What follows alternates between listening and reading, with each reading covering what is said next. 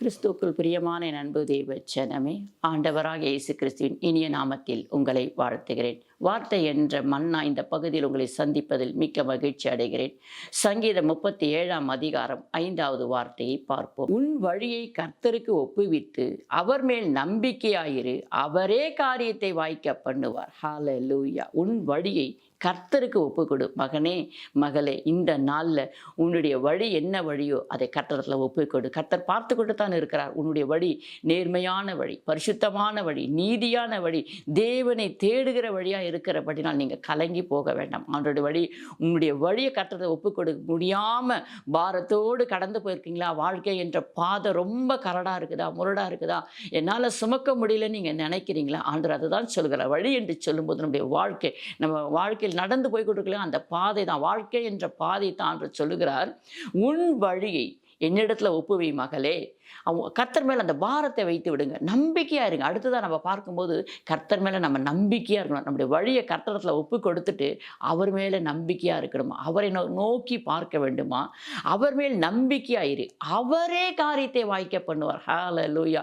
நம்முடைய காரியத்தை அவர் வாய்க்க செய்வாராம். முடியல, இந்த வாழ்க்கை என்ற பாதையில் என்னால் தொடர்ந்து பயணம் செய்ய முடியல, தொடர்ந்து போராட முடியல, தொடர்ந்து நகர்த்தி கொண்டு போக முடியல, என் வாழ்க்கையை நீங்கள் நம்ம நினைச்சு கவலைப்பட்டு கொண்டிருப்போம். ஆனால் ஆண்டவர் சொல்லுகிறார் பாருங்க, உன் வழியை என்னிடத்துல ஒப்புவி, என்னிடத்துல ஒப்புக்கொடு. உன் பாதையை, உன் வழியை, உன் கஷ்டத்தை என்னிடத்துல ஒப்புவி மகளே, மகனே.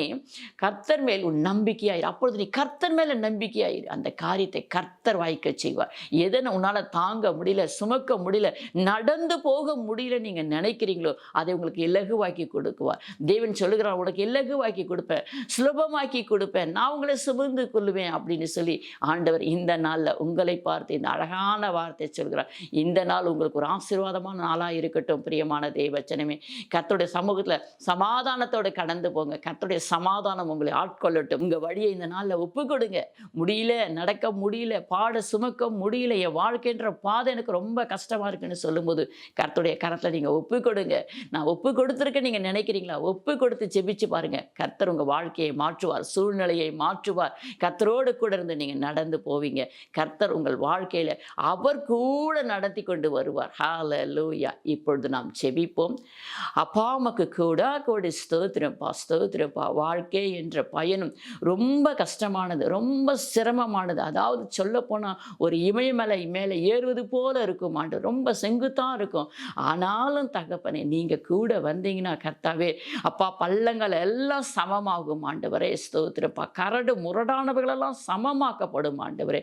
பிள்ளைகளுடைய வாழ்க்கையில் காணப்படுகிற எல்லாம் கரடு முரடான பாதைகளெல்லாம் சமமாக்குங்கப்பா, கோணலானவைகளெல்லாம் நேராக்குங்கப்பா.